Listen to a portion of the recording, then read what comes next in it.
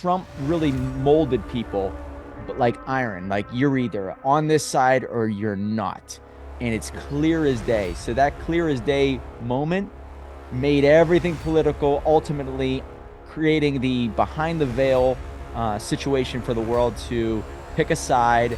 And it makes it easy for people to know where they stand politically based off of do they support this one guy or not. My name is Mike Fallett. I own the #1 book creation service for entrepreneurs known as Dream Starters Publishing, and I want to help you bring your story to life in a book so you can use that book to generate leads and attention for your business. Contact me today. Welcome to another episode of $1 Million Stories, where we get to interview authors from all over the world. You know, I love talking to authors because they have the courage to take their stories, their lessons, and things that they've learned along the way and just share it with the many, ultimately changing their legacy and destiny in the process. And if you're looking to write a book out there, check out Dream Starters Publishing. We can help you out with wherever you're at in the process. And if you have a book that's already done, you want to generate leads with it, check out bookmarketingcrm.com. Now, this book that we're about to talk about today with the author is really for those individuals who maybe saw a shift in the world. I know that in 2016, I became a little bit more aware of the political sphere because my business started to take off. And I did realize how business and politics are connected, whether you want to realize it or not. And the more I became aware of the political sphere, the more I started to dive into it, letting my beliefs known. And it really did serve me because I started to attract the right individuals into my world. That's why if you're out there and you're thinking about, should I be political? Should I talk about my beliefs? I believe you lean in on that because it's showing your true, authentic self. And our guest is an individual who probably looked into this quite a bit. The book is called The New Political Capitalism: How Businesses and Societies Can Thrive in a Deeply Politicized World. So it's an honor to have Joe Zammit-Lucia with us. Thanks so much for being here. Thank you. Thanks for inviting me. Well, let's start off with the genesis of this book. I'm assuming you saw some major shifts over the past couple of years, and that's why you wrote it. But why did you write it? And also give us a little background on where you come from and what got you to where you're at now. Sure. Let's start with the background. So I trained as a physician originally and practiced medicine for a bit. And then I moved into the business world and went to work in the pharmaceutical business. Then I was an entrepreneur and set up my own business, which was a management consulting business, consulting in the pharmaceutical and healthcare space.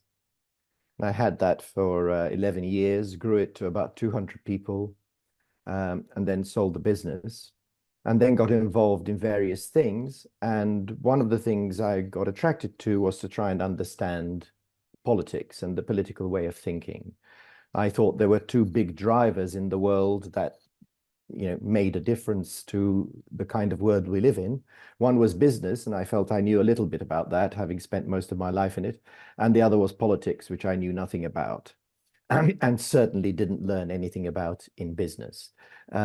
So I dived into the political world and spent some time there. And then I was struck just by how different the business way of thinking and looking at the world was from the political way of thinking and looking at the world. And both are legitimate, but they're fundamentally different. And as as business started, as the world, as you outlined, as the world started to change and change quite dramatically, I trace that the start of that change to 9/11 at the start of this century. And then we had, the Occupy Wall Street movement. Then we had the great financial crash, which told us that our current financial system is really maybe on its last legs. Then we had COVID. So, everything started to change, and political issues started to become ascendant and affecting how businesses operated and how business leaders had to think. And my thought was that most business leaders don't have much time for spending on political issues, and they come at the world from a different position. So the genesis of the book started in trying to lay out for business leaders in a way that might be helpful to them what the political way of thinking is and how it's different from the business way of thinking, and how, you know, it is useful to business to start understanding that way of thinking. And as I was writing, this was a lockdown project, by the way. So as I was writing, it became clear to me that the changes we're seeing are pretty fundamental, and that we're entering a new era, which I have called political capitalism, which over time I think will take over from the financialized form of capitalism that we've had since the sort of second half of the 20th century. So then I developed that idea: what does a new political capitalism look like, and how do you thrive in this new emerging environment? And the book was published, I think, 3 days or something before Russia invaded Ukraine. So that was another event that embroiled business in lots of decision making in the geopolitical sphere. One of the quotes that really stand out in this book, and I didn't read the whole thing, but I just kind of skimmed through it, and I love the first quote, and it's by Barbara Solnit, and it says, "Politics is pervasive. Everything is political, and the choice to be apolitical is usually just an endorsement of the status quo in the unexamined life." Now, that really hits home because I was not political. I didn't really care about politics at all. Didn't pay attention to them. Just realized there was Democrats and Republicans. But as I became more aware through business, I started to care more. I started to see the world from a different perspective.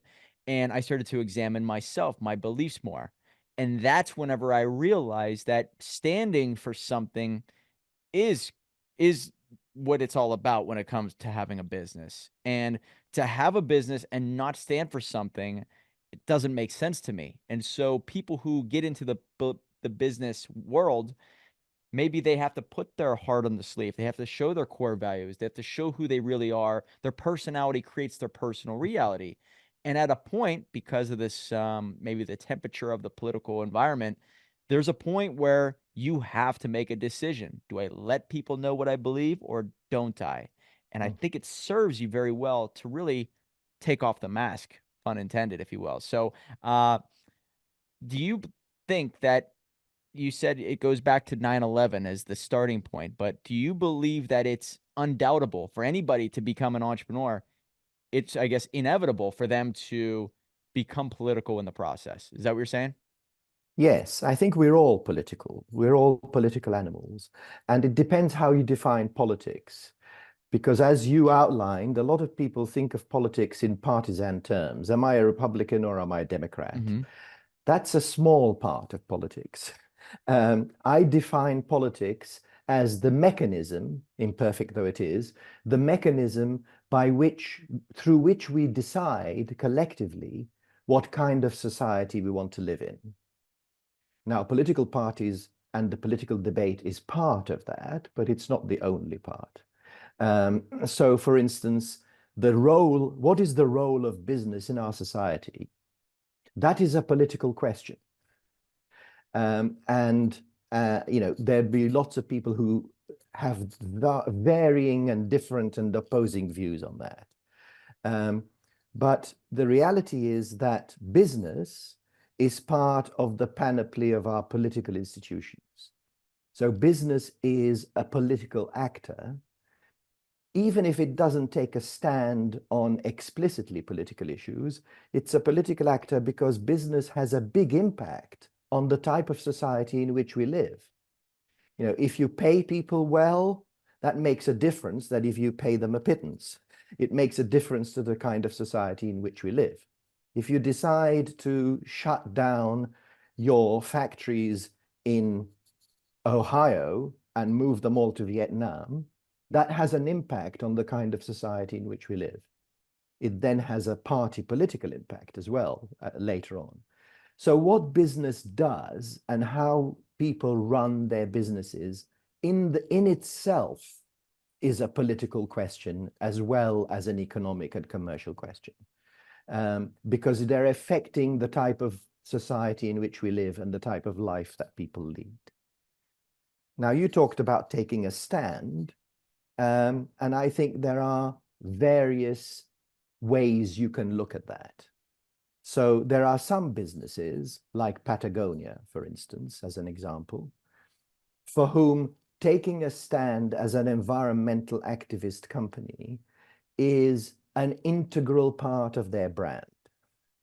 They have created an ecosystem of customers and supporters that are environmentalists. So it's an integral part of their business, and therefore they take a stand on various things. Other companies take a political stand maybe intermittently. So when Nike decided to jump in on the Black Lives Matter campaign and use that as part of its marketing strategy for a period of time, and I understand that it was quite successful, that was essentially a marketing campaign. So they took a political issue and turned it into a temporary marketing campaign. What is difficult, I think, is when companies stand up and say, I believe in this political issue, when it has nothing to do with their business. So that, I think, is a challenge.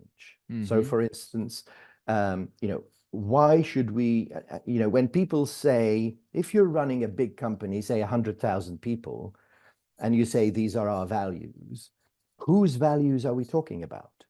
Are we talking about the CEO's values? And does anybody care about that?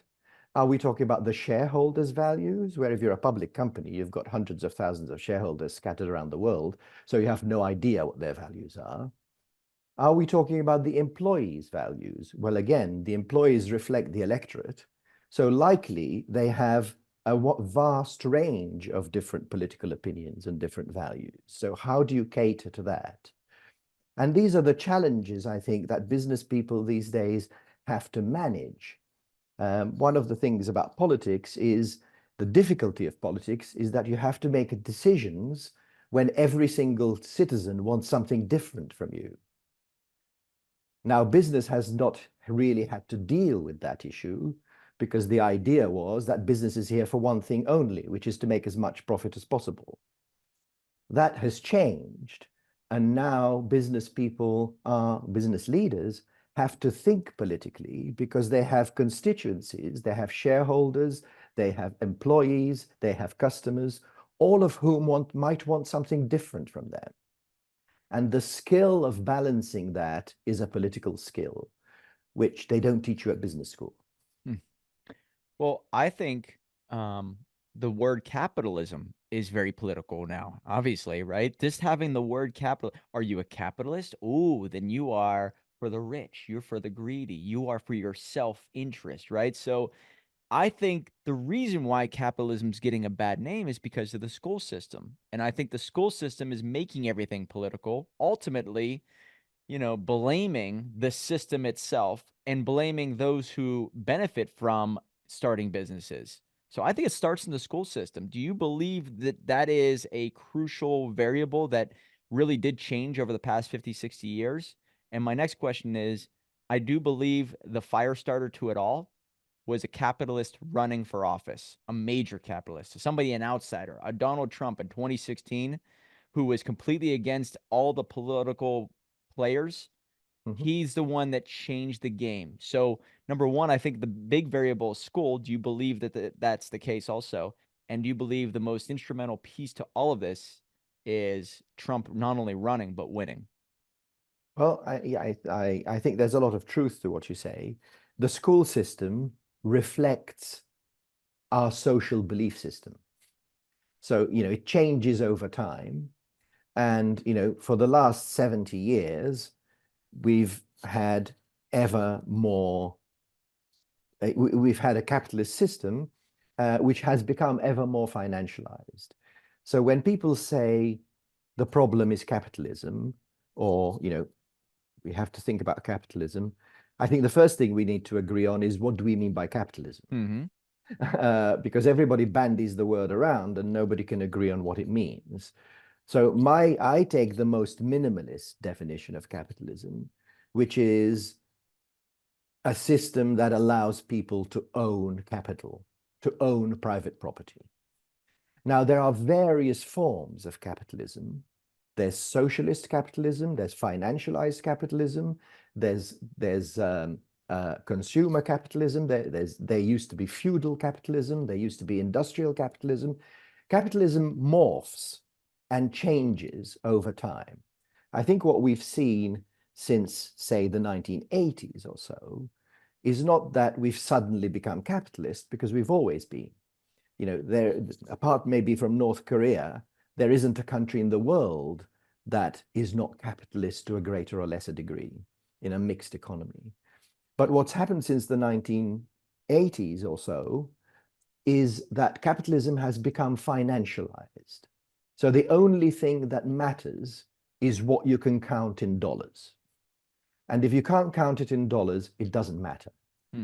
And we also got the other element where big companies, and all sorts of companies really, stopped focusing on making a profit as a result of producing good products and services, and started making their profits through financial engineering.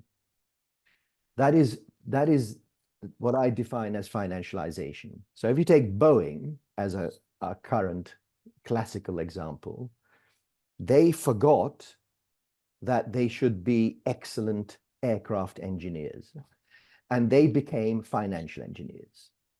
And we know the results of that. And that financialization, I don't think it's capitalism that's the problem. It's the financialization, the progressive financialization of capitalism that's the problem. To your question about Donald Trump, the unusual thing about Donald Trump as a businessman going into politics is that he was successful. Because we've had a whole train of business people, particularly in the United States, you know, people who, the lady, I can't remember her name, who used to run Hewlett-Packard, and, you know, the lady from eBay, you know, lots of people who have believed that because they were successful in business, they could jump on the political stage and be successful there. And they weren't, because the two are actually quite fundamentally different worlds. The other person who was successful was Michael Bloomberg. There's a businessman who was also successful as a politician, as mayor of New York. And of course, Trump was successful in that he won the presidency, which is no mean feat. But I think if you look at the history, you know, the world is littered with the graveyard of business people who tried to jump into politics and didn't make it. We've had some successes. I've mentioned a couple in the US. There was Berlusconi in Italy.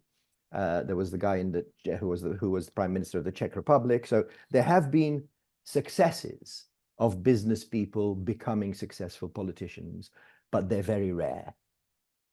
Yeah, what I noticed from Trump, and maybe, like you said, he's the anomaly because he, number one, was successful, but number two, he entrenched himself in the world of Hollywood, in the world of daytime TV and nighttime TV, that he was media just as much as he was entrepreneur. And so very, very hard to do that and still be able to grow your business. So he was sort of a one-off, in my opinion. And I don't know if we'll ever have anybody like him. But I think he did show something. Hey, I know the system's corrupt. I used it. And if they wanted to change the IRS code, they could have changed it for the past 50 years. But he started speaking the truth. And I think it really did create a divide. In my opinion, that was the great divide. You either loved them or you hated them. There was no gray. And so when that happened, it's either you're on one side or the other, ultimately creating this, you know, enemy situation. The other side is the enemy. Well, if you're not with him, then you must be on the other side, and you must not be awake. And so I noticed that is whenever there was a major split, and everything from that day forward became political. And so when I'm out there talking about business development, I see people are angered by it because, you know, if I'm supporting Trump, I'm only in it for the rich people. When if they don't really look at the definition of capitalism, like you said, I look at it as a definition of wealth through servitude. So I only make money if I help someone get to where they want to go. And my clients, they will only do well if they help enough people get to where they want to go. So it's wealth through servitude. And I guess Trump really molded people, but like iron, like you're either on this side or you're not. And it's Yes. clear as day. So that clear as day moment made everything political, ultimately creating the behind the veil situation for the world to pick a side. And it makes it easy for people to know where they stand politically based off of, do they support this one guy or not? Plain as day. It's wild. Yes, you're absolutely right. I mean, Trump, we could say, is a one-off. If you look back in history, of course, there are similar things. But I think what this phase that we're going through shows us is what I argue in the book, that our system of financialized capitalism is no longer working. It's running out of road, because every system runs out of road Mm. after a while. And when systems run out of road, people are unhappy. And politicians emerge that use that dissatisfaction to polarize. And this has happened, over the ages. So, Trump is one phenomenon that you described very well, but we're getting the same in many European countries. Oh Um, yes.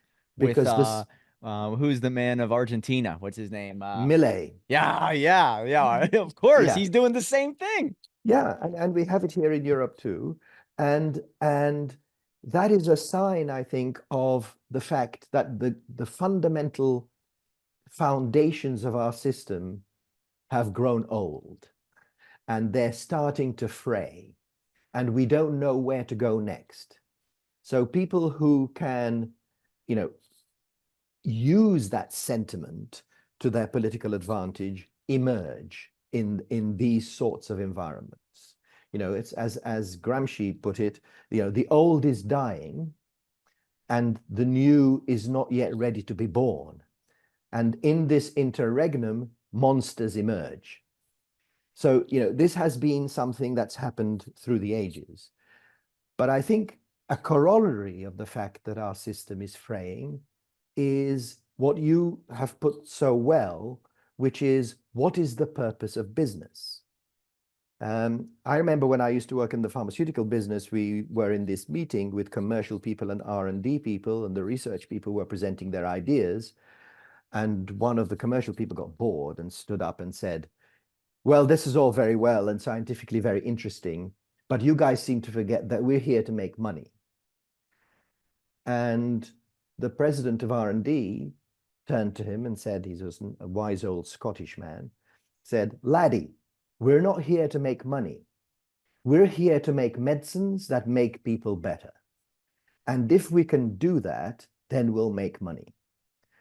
And that is something that has been lost in this age of financialized capitalism. That too many businesses and business people believe that the purpose of business is to make money. It isn't. The purpose of business is somehow to make other people's lives better, and to do that well in such a way that you can make money. Bear Stearns, which is a bank that you may or may not remember, Oh yeah. because they've gone out of business, used to have a sign in their lobby, it is reputed, that said, we make nothing but money. Well, look where that got them. Wow, I didn't know about that sign.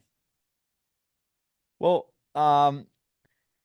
when it comes to the strategies like for businesses to succeed in today's environment, in my opinion, maybe this is in your book, but polarization is good. You assemble a tribe by casting a vision, and the vision that you are sharing with the world will either have people say, I want to be a part of that vision, or I'm going to deselect myself from you because I don't want that vision. Mhm. And so I think it's great that uh, that you are polarizing, and I think that's a crucial aspect of great leaders, is that they're clear as day. There is no gray. These people, you either love them or you hate them. So is that one of your solutions? Do you recommend that to businesses? I think businesses can choose to go, first of all, there's no such thing as business. There are millions and millions of individual businesses, and they will all make their own decisions depending on their market, depending on how they see their brand and their future and what they provide. So there is no answer for everybody. But I think there's a lot of strength in what you say, in that increasingly businesses are choosing to compete. Some businesses, not all, are choosing to compete on the basis of their value system. I mentioned Patagonia as one of them. Benetton was another one. Mm-hmm. They used to put out these very hard-hitting ads and posters and commercials on social issues, which essentially gave their brand something very edgy and distinguished them in what is, more or less a commodity market of okay type clothing. So businesses can choose, as you say, to differentiate themselves on the basis of their political stance, on the basis of their values, and create an ecosystem of customers, suppliers, shareholders that buy into that. Some businesses may quite legitimately choose not to do that. So, if you're Boeing, for instance, selling to multiple airlines, all of which are different, or engaging in the defense space, or if you're a multinational company that is operating everywhere in the world, where every country has a different set of values, a different set of political ideas, a different set of structures and expectations, then it's quite hard to impose what might be democratic or Republican American values in Saudi Arabia or in Malaysia or in China, where you might be operating. So these are quite challenging things that people have to balance. And to balance those, you need political skills, not business skills. And it's time that upcoming business people were taught these political skills as part of their education, which they're not at the moment. There's a lot of, you go to business school and half the course is on finance, but nothing on how you deal with a politicized world. Well, people vote with their dollars. And I think that as time goes on and quality becomes very subjective, right? That Yes. a shoe company or a clothing company, it's all pretty much the same, probably being made near each other, right? The only way to stand out is, do I align with their viewpoints or not? And so that's it's you have to tug on the emotional strings. If I'm looking at Folgers coffee, if I'm drinking coffee and I know Folgers has donated to a certain candidate or they love dogs or whatever, it's just me saying, well, you know what? They're probably the exact same. So the only way to dissect whether they're for me to choose is where they match up in my political world. So Yes. as time goes on, as quality, especially with robots and factories and all this stuff changing, technology, the only way to differ is your branding and your marketing. And the only way to do that is with the feeling that you present to your tribe or to the market.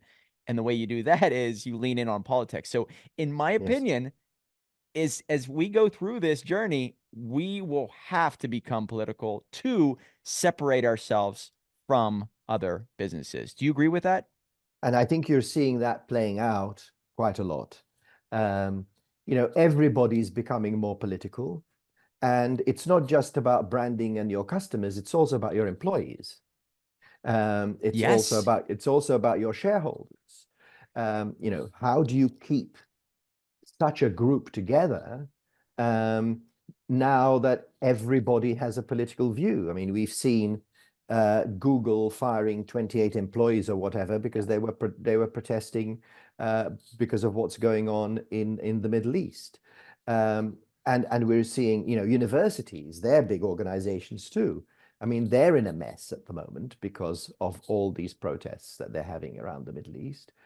So I think totally avoiding political issues in a politicized world is simply no longer possible. Um, and the question is, how do you deal with it? And that's a big challenge, because it totally changes how you think about business and how you think about what business leadership means. Um, Now, there are certainly, I think, an increasing number of businesses taking the stance that you've said, that they're using. I mean, at the end of the day, all our purchases are emotional. Right. That's what I was getting Okay. to. I meant to bring that up. Glad you Yeah. did. Thank you. Yeah. Yeah. And, in spite of what everybody says, and in spite that we try to rationalize everything and try to put everything into a spreadsheet, otherwise it doesn't exist, all our decisions are fundamentally emotional. Um, and there are various ways of appealing to that. Um, I guess most branding experts would be horrified by your statement that quality doesn't mean very much anymore. But you're probably right. It's all smoke and mirrors to some degree, but it appeals to our emotions in one way or another.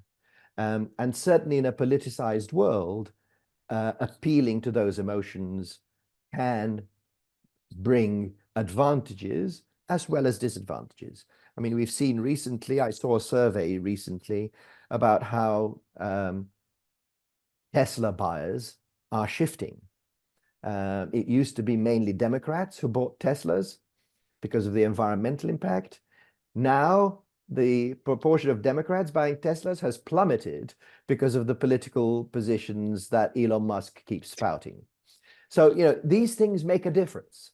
Um, Now, whether business leaders should be out there, you know, acting essentially as political activists, I think that's a big question. But one thing is for sure, they can't avoid this discussion, however they choose to respond to it. That is so interesting. You're right. I talk to a lot of liberals and I'm like, oh, you must love Elon Musk for what he's done for the planet. Oh, I hate Elon, right? It has to do with it has nothing to do with the business of how much it's helping the environment. It's the viewpoints of the individual who's at the helm.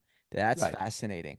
And Yes. so But he's unusual, huh? Let's be clear. another unusual person, right? Very unique. When you have a person who's the richest person potentially in the world just kind of playing around like he's a kid. It's great. It actually is phenomenal to see, in my opinion. But you bring up a very good point. Is not just with your market, your clients. It's with your team. Now, how can a team live in harmony if they're at each other's throat? I just had a team meeting earlier today. If we were on this different sides politically, there's no way that it's going to be a fun place to work, a fun environment for everybody. So it is in your best interest to assemble a crew that likes working with each other. And I think that back in the day, this was never a situation because nobody knew where each other stood. You invent a thing called social media and you take somebody thoughts and put it down in a tangible form on a daily basis, you know exactly who they are. And so Yes.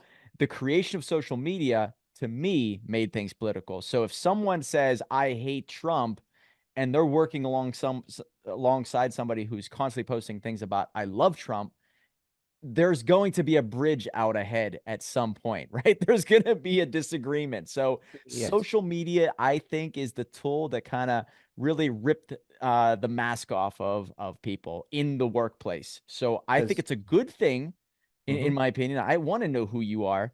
Do you agree that social media is really the fire starter to it all? I guess in the workplace.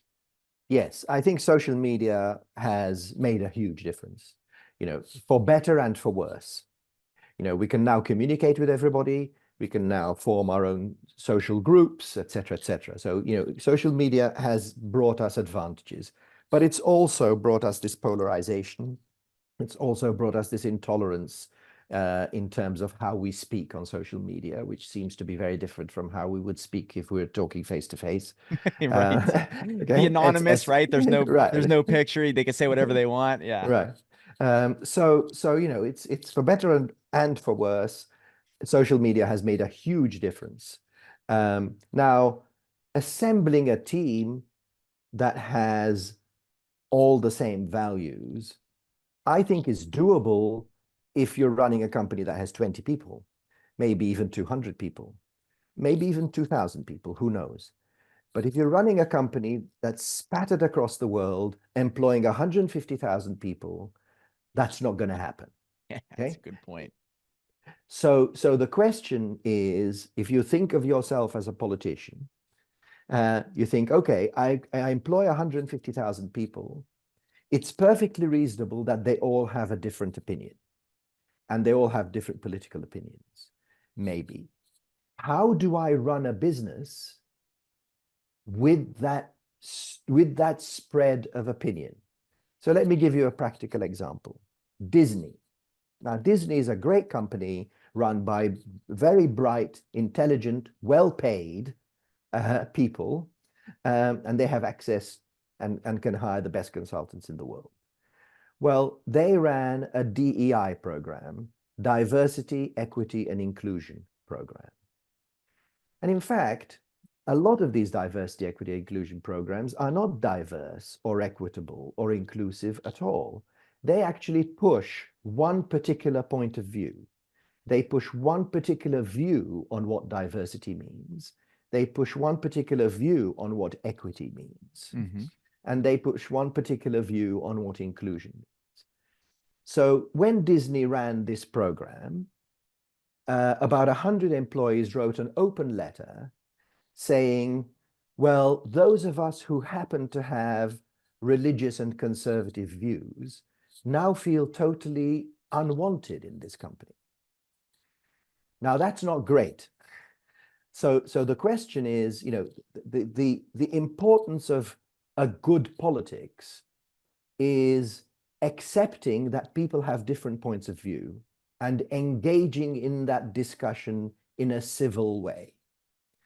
Now, if you can keep that going within a company, then, you know, that's great. You accept that people have different views, but you decide on how you're going to run your business. So, you know, we've had, I mean, in the US these days, you're all over the abortion debate. You know, is with different states doing different things. Now, should business get involved in that debate? Well, at one level, they can't avoid getting involved because it has implications for what healthcare plans they provide, for what support they provide to their employees, et cetera, et cetera. So that is a perfectly legitimate involvement because it's related to how you run your business. But should business leaders stand up there and take a position on abortion? Well, you know, nobody elected them to do that. It's not their business. They don't have any democratic legitimacy to push their views on the population. So they need to tread very carefully. Now, if you're a company like, what's it called? Like Hobby Lobby, that's a company that sells arty things. You know, they're a company that wears their Christian values on their sleeve. Mm-hmm. Okay, they've made that part of their brand. So it's perfectly legitimate for them to take a stance on abortion because they have a belief system. But most businesses don't. Most businesses have employees that believe in multiple different things. And if you take something like abortion, which is a very difficult issue, there is no compromise position. You know, you're There either, really isn't. no, There you're either isn't. for it or you're against it, and that's the end of it. So I think that companies need to develop the skills necessary to handle these issues in their business, and try to keep as much harmony as possible if they're the sort of business where it's not possible, or it's not what you choose to do, to create a group of people, all of whom believe the same thing. You know, there are very many different businesses, but these are political skills. and they need to be developed because they're very, very different from business skills. So many people ask me, or they come to me and they say, "Hey, I really admire the fact that you share your true beliefs out on social media, and I wish I could do that. And how are you able to do that and not fear any backlash?" And I will say to them, "Hey, in the very beginning, it was very tough. Number one, I didn't know if I was going to lose customers or gain. Number two, I really didn't know much about politics, so I was going off of what I was able to see. And I guess number three, it was I realized it was all about the end goal of my life. And I started to envision 5, 10, 20, 25 years from now, do I really want to go through this journey of entrepreneurship, which is so tough, and bite my tongue? And I realized that that would lead to a life of regret if I just held back my all my horses of really what I stood for. So I Yeah. convey, maybe do exactly what I did if you want. Certain vision your life, what's that going to look like? But also get very educated on certain topics so you can hold a conversation. And I guess the other part of it is the more you see, the more you are unable to see, or what you see, you can't unsee it. So Right. as you go down this journey, you're going to learn more and you're going to transform, and therefore you're going to have a stronger viewpoint. So it to me is it's just part of the package. What do you Yeah. recommend to our listeners and our viewers out there that maybe struggle with the aspect of, do I tell people? What do I do? I'd love to do it. How do I do it? What do you say to them? What I say to them is you've got to make your own decisions. Uh, but I think that the one thing that's important is if you're going to make your value system, let's not call it political because some people have analogy to that word. Right? Yeah. uh, you know, if you're going to make your value system a an integral part of your brand, if that's the choice you make, then make it consistent. You know, the brand image and the brand meaning has to be consistent. And there aren't many brands today that don't have a political layer, either because they've put it on themselves or because their competitors have, or because, you know, activists have attacked them and labeled them and et cetera, et cetera. So you can't avoid having a political layer these days onto your brand, whether it's a corporate brand or a product brand. How deep that layer goes is a choice that people have to make. It can't be avoided, but the depth of it, I think, is a choice that people have to make. But it has to be consistent, because one of the issues that we're seeing is business leaders standing up and making political statements. And then when you investigate what they're doing in their business, they're running their business totally at odds with that. Yep. Um, Hypocrisy on this full display. You lose faith from the individuals around you. and there is nothing that is more guaranteed to get activists to investigate your business as you standing up and declaring your values. You can be sure that as soon as you say that, everybody's going to be all over your business trying to see whether you're actually being honest or whether this is just fluff and value signaling. Um, so it has to be consistent. It becomes a strategy question. You know, it's not a question of these, you know, ESG metrics of ticking boxes. You know, oh, how are we doing on environment? Well, the number is 75. How are we doing on social issues? Well, the number is 37. You know, it's become mechanized and meaningless. Whereas, you know, the ESG movement is essentially a political movement. It's saying we expect different things from business in our society than we used to expect 20 years ago. But, you know, for convenience or because they've been pushed in this direction, it's all been reduced to a meaningless tick box exercise. And that's not going to get people anywhere. You know, this has to be incorporated into your business purpose, business strategy, and then into how you run your everyday operations. Man, that that consistency word, right? You have to be consistent, right? And I would think that if you are consistent to a degree and then you back away from it, you lose faith from those people who believed in your original mission. And so I noticed individuals would be patriotic, all about capitalism. But when the fire got a little bit too hot, they backed away from their beliefs and they went into the shadows. In my opinion, that to me is cowardice. And I think of those individuals as, I wouldn't follow you into any battle going forward. So you lose my support. And so consistency, huge aspect, got to be a part of it for sure. Absolutely, absolutely. And you know, it's very hard because as human beings in general, we're not consistent. You know, we believe different things at different times. So building and maintaining that consistency as best one can is important, and it's a challenge. You know, none of this is easy. That's the you know, the bottom line is none of this is easy. And if you're a C-suite executive, you can't deal with these issues by, you know, set up another department and get them to tick the boxes and complete the forms. You know, that's not how you deal with it. This is about the core of your business, and most people haven't got there yet. I mean, what I say to people is that in the world of financialized capitalism that we're emerging from, your average senior executive's way of thinking was, number one, how do I make my quarterly numbers? Number two, what organization do I need and capabilities do I need in order to make those quarterly numbers?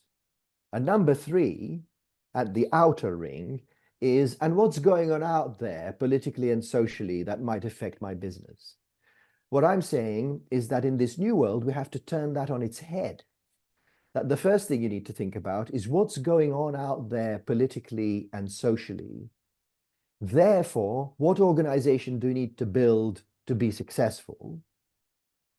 And with that organization, how do I make my quarterly numbers? So instead of being from the inside out, we have to look at business from the outside in. You know, a phrase that I live by is think like an entrepreneur. And I say to my team Right. over and over, just think like an entrepreneur. And you realize how everything's connected. What's going on in the economy, what's going on spiritually, you know, what's going on with banks.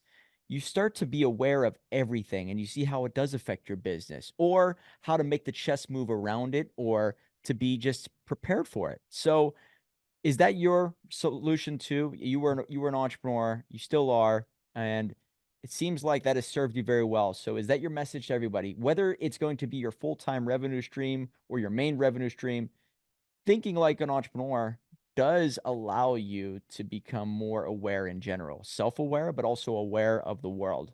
So I I think it think serves you wherever you go. Do you I think believe the that's same right. message? I think that's right. And the reason is because, you know, what you said is absolutely right. But I think of it in a complementary way, which is that entrepreneurs think backwards, bureaucrats think forward. Let me explain what I mean. So if you're a big bureaucracy, be it government or the big bureaucracy of a huge company, you're comfortable, you're doing well in today's world. So the way you tend to think is, how can I take what I have today and make it a little bit better, bit by bit? Okay, that's what I call the bureaucratic, and I don't use bureaucratic in a derogatory sense, simply the nature of big organizations. So you think forward. I'm starting from here, I'm doing pretty well. How do I improve day after day? Entrepreneurs think in a totally different way. Entrepreneurs imagine a totally different world and then set about creating it. So they work backwards. You know, I mean, when Elon Musk decided to do electric vehicles, nobody was thinking of that. Right. Certainly not on that scale. Okay. Nobody was thinking that private enterprise was going to go into space. So, you know, entrepreneurs think backwards. They imagine, first of all, a totally different world. And then they work backwards and say, how do I get from here to there? And that's a very different way of thinking. And you can't imagine a different world without a very deep understanding of how the world actually works. So it becomes much more important that you have these socio-political views Mm. and have a good understanding of how that all fits together. Because without that, you can't think about where the world might go. God, I love that. I've never heard that. An entrepreneur thinks backwards, a bureaucrat thinks forwards. And so understanding that, like you said, bureaucrats really don't know how things connect. But a person like Elon Musk will be able to see, hey, this is a new vision. This is the future that we're going to. In order for that to happen, let me put the breadcrumbs in place, and we need this, this, this, this, and this. Well, a bureaucrat's thinking forward, oh, we just are going to go and do this, and it's going to be a better life. It's not as laid out, in my opinion. And maybe that's where the problems arise. I love that. I'm going to No, use that. yes, and you know, the two approaches have a different level of risk. You know, most entrepreneurs will fail. Um, Many bureaucracies will keep going. So you know, it's a it's a different level of risk that people are taking. So you know, it's not that one is right and the other is wrong.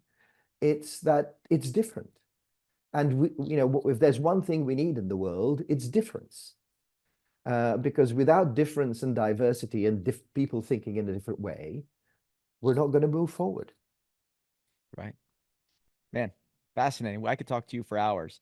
So the website is newpoliticalcapitalism.com. If they go to that, what will they find there? Are they just be able to They'll find, get in touch with yes, you, or are they able to they get can just get get the in book? touch. They can get in touch with me. They have a link to buy the book.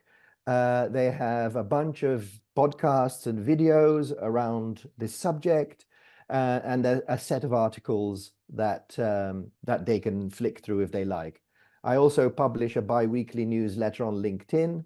People can look at my profile, and there's a bi-weekly newsletter there. The last one, which I published today, I think, in fact, is about, can you get consumers to buy less stuff? Okay. I gotta check. I think that's how I found you, is LinkedIn. And Right. I gotta take a look at this newsletter. So you put it out weekly then, is that right? Bi-week, every couple of weeks, more or less. Excellent. Okay. So, guys, his book, The New Political Capitalism: How Businesses and Societies Can Thrive in a Deeply Politicized World. It's on Amazon. It's doing really well, 4.7 stars. You could find him on LinkedIn, and the name Joe Zammit, that's Zammit dash Lucia, Lucia. So, Joe, fascinating conversation. I've never really thought about how they're different, how they're the same when it comes to business and politics.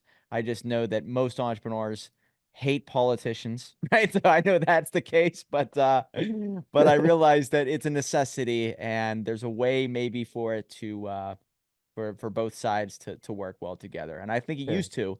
Hopefully it does in the future. And not only is it a necessity, I would argue that doing politics at high level is the most difficult job in the world. Interesting. Wow. Fascinating stuff, man. We'll see. 2024 is going to be the year of chaos. I've always said that because there's a lot at stake. And so um, Yes, I but don't know if entrepreneurs thrive on chaos. we do, right? We run towards the fire, and then we figure out how to reap the rewards from it because everybody else is running away from it. So chaos Absolutely. equals opportunity. Never forget that. Think like an entrepreneur and you can win. Guys, pick up his book and check him out on LinkedIn. Joe, thank you so much for being here, man. Many thanks. It's been a pleasure. Remember, guys, $1 million book will lead to $1 million life. Right on.